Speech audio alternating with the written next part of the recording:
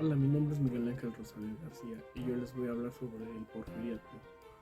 El Porfiriato fue una fecha entre 1876 y 1911, donde en esa entonces el político y militar Porfirio Díaz fue presidente por más de 30 años.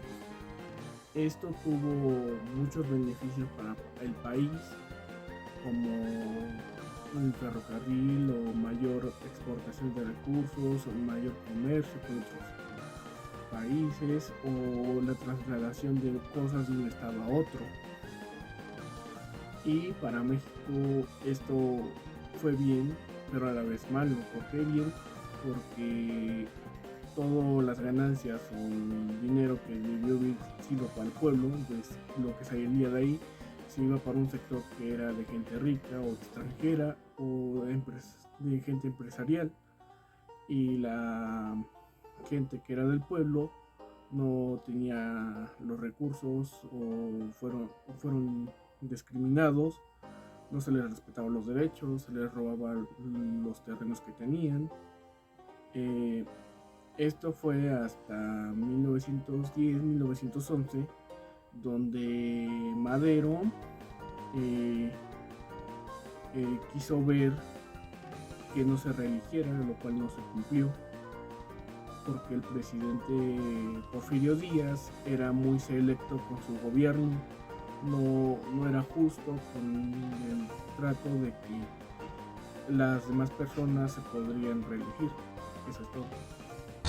Buenos días, yo voy a hablar de la primera etapa de la revolución de 1910 a 1911. Tras más de 30 años en el poder, Porfirio Díaz se encarcela a su rival electoral Francisco I. Madero y se reelige mediante fraude. Madero escapa a Estados Unidos y decide que la única vía de cambio es la armada. En el documento clave del Plan de San Luis, Madero lo proclama bajo el lema sufragio efectivo, no reelección, en el que convoca al pueblo a levantarse en armas el 20 de noviembre de 1910. También promueve devolver tierras a los campesinos, punto clave para obtener apoyo popular. El levantamiento. Las luchas se dividen principalmente en dos. Frente norte, Pancho Villa y Pascual Orozco lideran ejército de civiles. Sur, Emiliano Zapata se levanta con el estandarte de la reforma agraria.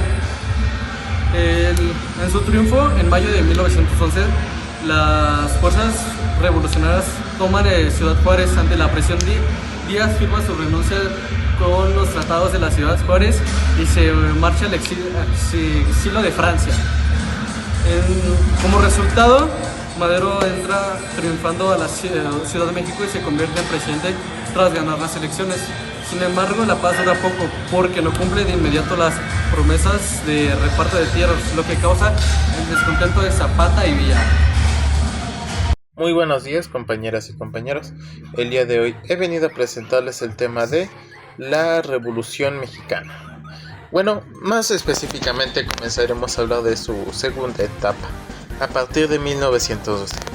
Pues bien, tras el exilio de Porfirio Díaz en el barco de El Ipiringa, pues comenzaron de nuevo los levantamientos y la desestabilización en todo México, ya que empezando en marzo Pascual Orozco se comenzó a levantar en armas contra Madero con el plan de la empacadora, y para rematar todavía tenían atrasito el plan de Ayala de nuestro compañero Emiliano Zapata. ¿Por qué?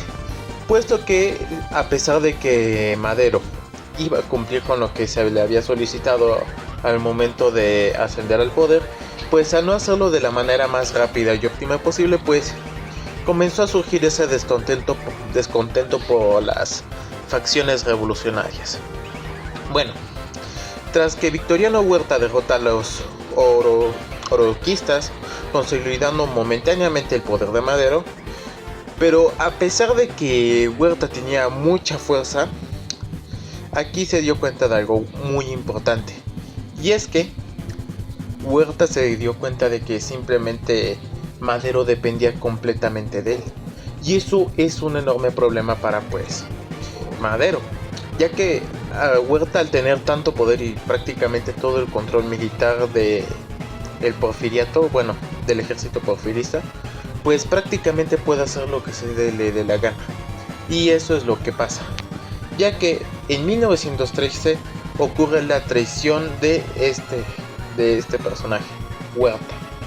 A este también se le conoce como la decena trágica. Pues bien, todo esto inicia el 9 de febrero, tras que los generales Félix Díaz y Bernardo Reyes comenzaron el asedio contra Madero en el palacio.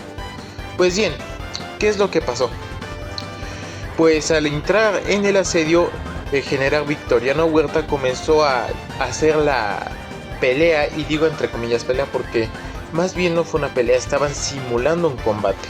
Todo esto con el propósito de bajar la guardia de Madero y hacerle pensar que no había problema.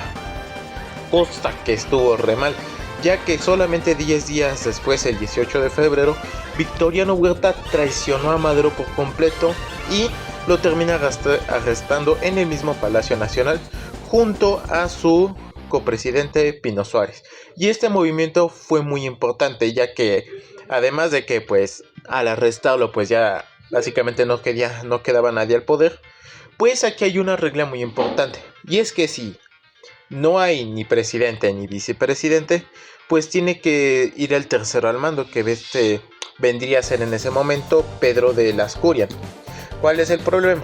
Que al subir el poder, hicieron un movimiento en el cual Pedro Lascurian le daba el puesto que ocupaba a Victoriano Huerta, y después de eso Pedro Lascurian renuncia al poder. De esta manera Victoriano Huerta sube a la presidencia legalmente a las 10:30, alrededor de ese día, alrededor de esa hora más o menos, el 19 de febrero. Tras esto, el 22 de febrero de ese mismo año, Madero y Pino Suárez se habrán transportados a la prisión de Lecumberri, cuando fueron asesinados por el mismo gobierno de Huerta. O bueno, al menos eso es lo que se dice. Luego de esto, el 26 de marzo, Venustiano Carranza y todas las facciones revolucionarias, al darse cuenta que pues Huerta los había traicionado, pues dijeron, no, pues ¿qué pasó? ¿Por qué? Entonces es aquí que Venustiano Carranza y todas las facciones revolucionarias se unieron contra un enemigo común, Victoriano Huerta. Es así que se proclama el Plan de Guadalupe y comienza la tercera etapa de la revolución, se podría decir de cierta manera. Pues bien, todo este despapalle comenzaría a partir de 1914, en el cual Huerta el frente contra Huerta causa una ruptura total el 21 de abril, ya que las tropas estadounidenses, al darse cuenta que pues Huerta estaba en el poder, pero ¿cómo explicarlo? Así. Miren, el problema es que cuando Huerta subió al poder, a ellos no les convenía que Huerta estuviera en el poder. Al principio sí, ya que les estaba dando una libertad económica mayor. Pero al darse cuenta de lo que Huerta estaba haciendo de nuevo con el país, y que prácticamente iba a ser lo mismo que el porfiriato, pero con menores ventajas para Estados Unidos, pues dijeron, no, pues ¿de qué me va a servir? Entonces Estados Unidos decidió mandar tropas al puerto de Veracruz y prácticamente lo tomó. Entonces, al tomar el puerto de Veracruz, evitó que las embarcaciones que iban a llegar para que les dieran armas y pudieran continuar contra la guerra revolucionaria, contra el ejército constitucionalista, pues simplemente no se pudiera hacer. Así que pues al tomar Veracruz, prácticamente dejaron sin una ayuda al gobierno de Huerta. Y entonces comienza así prácticamente una paliza de parte de Pancho Villa, ya que comenzó a destrozar a sus ejércitos una tras otra batalla, empezando desde el norte, tomando inclusive en su control uno de los estados de la República. Luego de esto, Villa tomó Zacatecas. El 23 de junio de ese mismo año, de 1914, tomó Zacatecas. Y prácticamente al tomar Zacatecas y ya tener el control total del país, pues Huerta ya no tenía nada que hacer, había perdido. Entonces es así que el 15 de julio Huerta decide renunciar a la presidencia y huye del país, mejor dicho. Bueno, una vez que ya no tenían la presencia de Huerta, ahora ocurre algo muy importante, y es que ahora ¿quién va a ser el presidente? ¿Quién va a ser el nuevo encargado? Pero antes de que se pudiera decidir un presidente normal, pusieron varios presidentes provisionales que no vamos a mencionar porque nos tardaríamos bastante. Entonces, aquí llegó un momento clave de todo esto, y es que el 10 de octubre de ese mismo año inicia la Convención de Aguascalientes, donde se buscaba unificar a absolutamente todas las facciones revolucionarias en una sola. Ya es la facción de Villa, la de Zapata y la de Carranza, que eran las que estaban en ese momento. Entonces pues intentan ponerse de acuerdo, ¿no? Pero aquí pasa un problema. Fracasan, ya que pusieron de presidente interino a básicamente alguien que no les gustó a Villa y Zapata. Y además el país de Estados Unidos quería que Carranza fuera el nuevo presidente. Entonces, ¿qué fue lo que pasó? Pues al no ponerse de acuerdo, se dividieron de nuevo en dos facciones: Villa y Zapata contra los carrancistas. Es así que inicia la Guerra de Facciones o Lucha de Revolucionarios en el año de 1915. Es así que Carranza establece su gobierno temporalmente en Veracruz, mientras que Villa y Zapata ocupan la Ciudad de México. Entonces, luego de varias batallas, del 6 de abril al 15 de abril, ocurre la batalla de Celaya, donde, ahora sí, Álvaro Obregón, que de hecho Álvaro Obregón también había estado en esa convención y se unió junto a Carranza. Entonces Álvaro Obregón, durante ese periodo, derrota de forma masiva a Pancho Villa, lo deja casi muerto al pobre. Así que de esta manera hizo que comenzara a bajar cada vez más y más su poder militar. Entonces luego, en octubre de ese mismo año de 1915, Estados Unidos reconoce al gobierno de Venustiano Carranza de manera oficial. Entonces, luego de que pasa esto, pues Pancho Villa dijo: no, pues esto está mal. Entonces, en 1916, Villa decide contraatacar a Estados Unidos.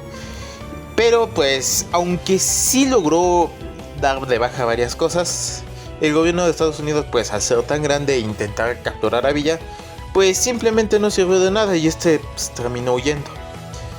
Luego, el 9 de marzo Pancho Villa ataca Columbus, antes de que huyera, mejor dicho, Nuevo México, provocando la expedición punitiva, en la cual estaba liderada por Pershing para capturarlo.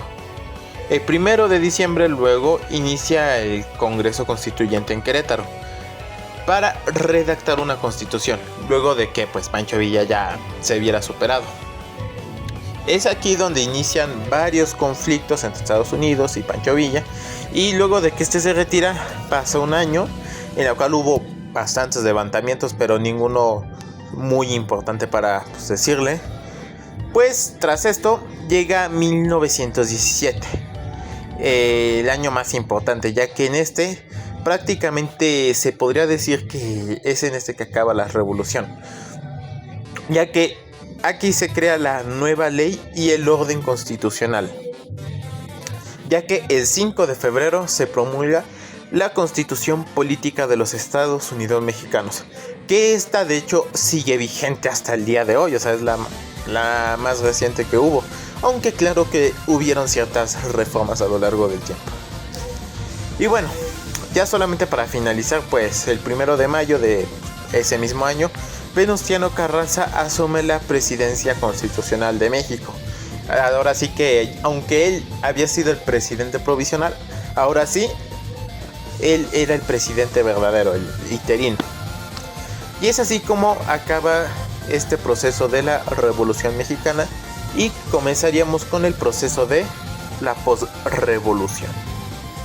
El momento de la posrevolución mexicana fue un lapso de tiempo que ocurrió de 1917 a 1934, en el cual sucedieron 3 acontecimientos más importantes, de los cuales se explican cómo se volvió a reconstruir el país, en el cual el primero fue el nacimiento de las reglas de 1917 a 1934. 1920, todo dentro de la Constitución. Lo que buscaba el presidente en ese entonces, Venustiano Carranza, era crear un México menos violento. Lo más rescatable de esas reglas fue el hecho de que se estableció por escrito los derechos que tenían los obreros y campesinos. El segundo acontecimiento fue llamado el gobierno del sonorense, en el cual Álvaro Obregón y su compañero Plutarco Elías Calles fueron los encargados de la modernización de México, en el cual se buscará que todos los mexicanos aprendieran a leer, escribir. Se creó el muralismo como forma de expresión de arte, así como contar historias dentro del mismo. Se creó la SEP, se creó el Banco de México, y hubo peleas con católicos debido a que no querían que la iglesia tuviera restricciones debido a las leyes. Después de la muerte de Obregón, Plutarco Elías Calles fue apodado el hombre más poderoso de México, el jefe más poderoso de México, que aunque en ese entonces el país fue gobernado por 3 presidentes diferentes, el poder pertenecía a quien tomara las decisiones, así fuera desde la sombra. En este lapso de tiempo se crea el PNR, el cual es conocido como PRI actualmente, para que los militares dejaran de pelear por el poder y utilizaran la política en lugar de la fuerza. También, como dije anteriormente, se crearon varias instituciones como la SEP y el Banco de México, y se crea la democracia, la política, en forma de que no haya más violencia o guerras. Así el gobierno fue formado por partidos políticos y las leyes para evitar menos guerras. El cardenismo. El cardenismo fue de 1934 a 1940. El cardenismo corresponde al gobierno de Lázaro Cárdenas del Río, uno de los presidentes más importantes de México. Sus principales acciones fueron el reparto agrario masivo a campesinos, apoyo a obreros y sindicatos, nacionalización de petróleo en 1938, fortalecimiento de la educación pública y el cardenismo promovió la justicia social y la soberanía nacional y el apoyo de los sectores más pobres. Representó la etapa en la que los ideales de la revolución se aplicaron de manera más clara. Sin duda alguna, lo que fue todo el periodo de tanto el porfiriato hasta la época del cardenismo fue uno de los más importantes. ¿Pero por qué? Pues verán, durante el porfiriato hubo una gran, ¿cómo decirlo?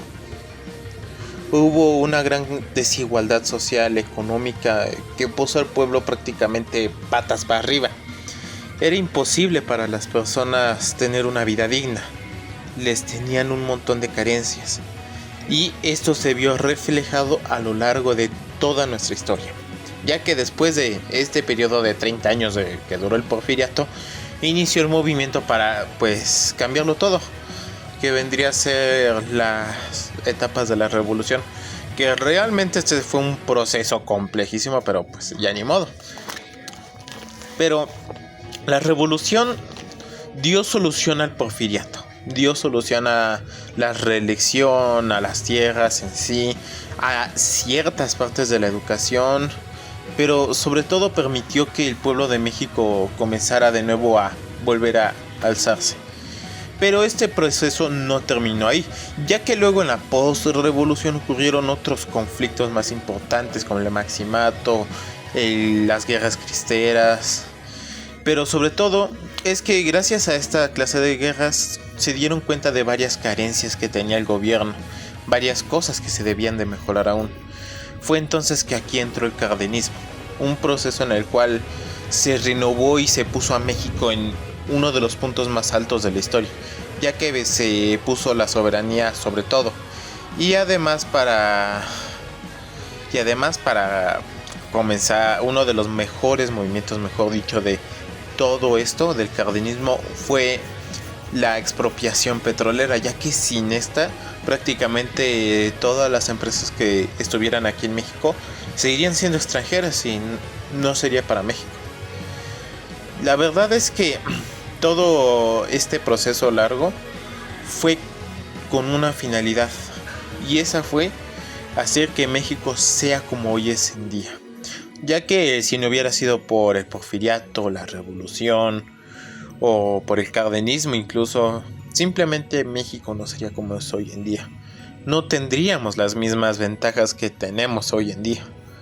Sin duda alguna fueron luchas que sí o sí debían de pasar y que dieron una vuelta completa a la historia de México, y que sin estas simplemente México no hubiera sido lo mismo. Cambio fuera.